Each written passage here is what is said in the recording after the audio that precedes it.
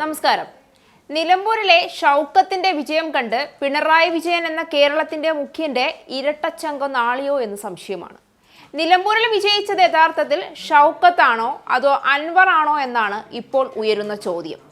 നിലമ്പൂർ കൊണ്ടുപോയത് ശരിക്കും അൻവർ തന്നെയാണെന്ന കാര്യത്തിൽ സംശയമില്ല. നിലമ്പൂർ ഉപതെരഞ്ഞെടുപ്പിൽ മുൻ MLA-യും സ്വതന്ത്ര സ്ഥാനാർത്ഥിയുമായ PV അൻവർ കരുത്തുകാട്ടി. ഏകദേശം 14% വോട്ടുകൾ നേടാൻ അൻവറിന് സാധിച്ചു. തുടക്കം മുതൽ തന്നെ ഓരോ റൗണ്ടിലും 1000-ലധികം വോട്ടുകളുടെ ലീഡ് നേടാൻ അൻവറിന് കഴിഞ്ഞിരുന്നു. ആദ്യ റൗണ്ട് വോട്ടെണ്ണിയപ്പോൾ തന്നെ UDF-നെയും LDF-നെയും വിറപ്പിക്കുന്ന പ്രകടനമാണ് അൻവർ കാഴ്ചവെച്ചതെന്ന് പറയാതെ വയ്യ. അൻവർ നെത്തോലി എന്ന് പരിഹസിച്ചവരെ കൊണ്ട് താൻ ഒരു ചെറിയ മീനല്ല എന്ന് തിരുത്തി പറയിച്ചുകൊണ്ട് 1588 വോട്ടുകളുടെ വ്യക്തമായ ലീഡാണ് ആദ്യം നേടിയത്. ഈ ഘട്ടത്തിൽ ആര്യാടൻ ഷൗക്കത്തിന് 3614 വോട്ടും LDF സ്ഥാനാർത്ഥി സ്വരാജിന് 3195 വോട്ടുകൾ മാത്രമായിരുന്നു ലഭിച്ചിരുന്നത്. രണ്ടാം റൗണ്ടിലേക്ക് കടന്നപ്പോൾ 1278 വോട്ടുകൾ നേടാൻ അൻവറിന് കഴിഞ്ഞു എന്നതും ഇരു സ്ഥാനാർത്ഥികളെയും ഒന്ന് ഭയപ്പെടുത്തി. മൂന്നാം റൗണ്ടിൽ 1259 വോട്ടുകളാണ് അൻവറിന് ലഭിച്ചത്. ഇത്തരത്തിൽ ഓരോ ഘട്ടത്തിലും ഇരു മുന്നണികളുടെയും കണക്കുകൂട്ടൽ തെറ്റിച്ചുകൊണ്ട് മികച്ച പ്രകടനം നടത്താൻ അൻവറിന് കഴിഞ്ഞു. അൻവർ LDF-ന്റെ വോട്ടുകളിൽ വിള്ളൽ വീഴ്ത്തുമെന്നായിരുന്നു UDF കേന്ദ്രങ്ങളുടെ വാദം. എന്നാൽ ആദ്യ റൗണ്ട് മുതൽ തന്നെ അൻവർ ക്ഷീണം വരുത്തിയത് UDF-നാണെന്നാണ് കണക്കുകൾ വ്യക്തമാക്കുന്നത്.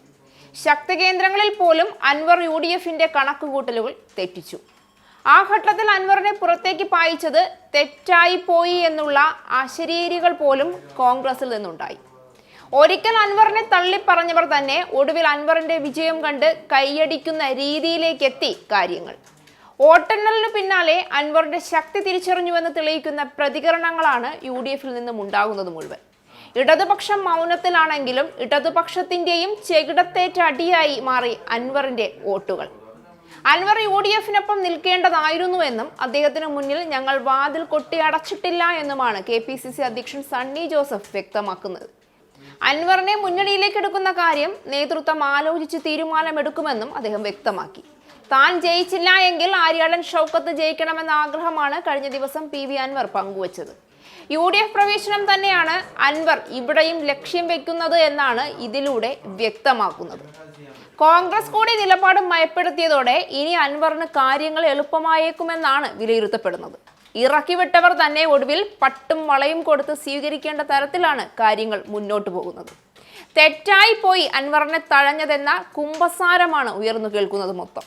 ഉപതെരഞ്ഞെടുപ്പിൽ യാതൊരു ചലനവും ഉണ്ടാക്കാനാകാതെ BJP 12 റൗണ്ടുകൾ പൂർത്തിയാക്കിയപ്പോൾ വെറും 5400 വോട്ടുകൾ മാത്രമാണ് NDF സ്ഥാനാർത്ഥി മോഹൻ ജോർജിന് നേടാൻ സാധിച്ചത്.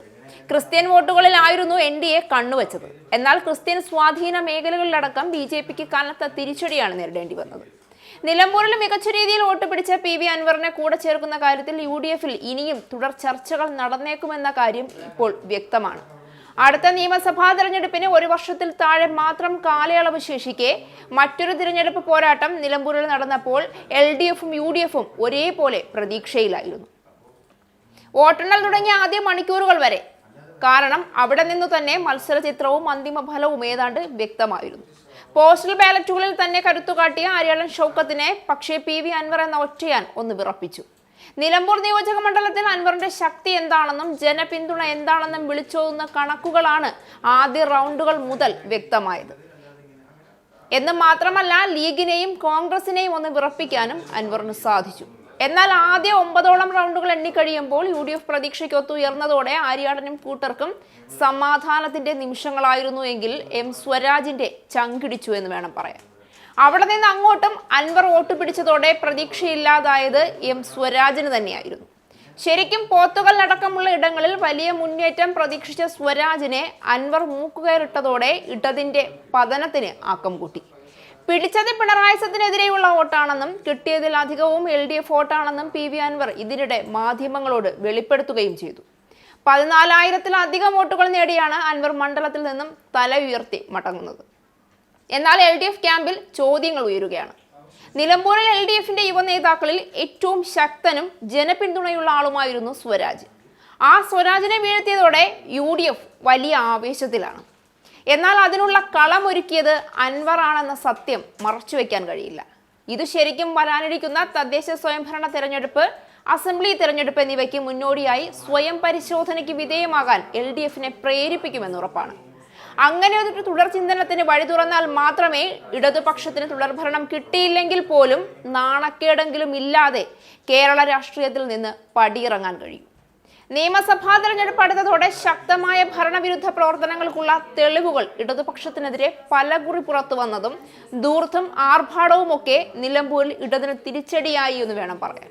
അതിനിടയിൽ ഉയർന്നു വന്ന ആശാ തൊഴിലാളികളുടെ പ്രശ്നവും അവരുടെ പ്രചരണവും കൂടുതൽ പ്രതികൂല കാലാവസ്ഥ സൃഷ്ടിച്ചോ ഇടതിന് എന്ന് പരിശോധിക്കേണ്ടിയിരിക്കുന്നു. ഭരണവിരുദ്ധ വികാരമെന്നോ സർക്കാർ പ്രതികൂല തരംഗമെന്നോ പൂർണ്ണമായി വിശേഷിപ്പിക്കാൻ കഴിയുന്ന ഫലമല്ല നിലമ്പൂരിലേത്. മറിച്ചത് കോട്ടമുണ്ടാക്കുന്നത് ഇടതിന്റെ ക്യാപ്റ്റനായ ഇരട്ടച്ചങ്കൽ എന്ന് വിശേഷിപ്പിക്കുന്ന പിണറായി വിജയന്റെ വ്യക്തിപ്രഭാവത്തിന് തന്നെയാണ് എന്ന് ഉറപ്പിച്ചു പറയാനും കഴിയും. ഓരോ തവണ മാധ്യമങ്ങളെ കാണുമ്പോഴും പിണറായിയുടെ പേര് പരാമർശിക്കുന്നതിലൂടെ അൻവറിന്റെ ലക്ഷ്യവും അതുതന്നെയായിരുന്നു. PV അൻവർ പിണറായി പ്രശ്നമാണ് നിലമ്പൂരിൽ തിരഞ്ഞെടുപ്പിന് കാരണമായി എന്നത് പകൽ പോലെ വ്യക്തമാണ്. അൻവർ ഉന്നയിച്ച ആരോപണങ്ങളൊന്നും മുഖവിലക്കെടുത്തില്ലെന്നത് മാത്രമല്ല, പൂർണ്ണമായും അദ്ദേഹത്തെ തഴഞ്ഞതിലൂടെ നിയമസഭാ തെരഞ്ഞെടുപ്പിന് മുൻപ് കോൺഗ്രസിന് അനാവശ്യമായ ഒരു മേൽക്കൈ നൽകുകയാണ് പിണറായി ചെയ്തതെന്ന വിമർശനവും ശക്തമാവുകയാണ്. അത് വരും ദിവസങ്ങളിൽ കൂടുതൽ ചർച്ചയ്ക്ക് കാരണമാകുമോ, ഇടതുപക്ഷം മാറ്റി ചിന്തിച്ചു തുടങ്ങുമോ എന്ന് ഇനി കണ്ടറിയേണ്ടതാണ്.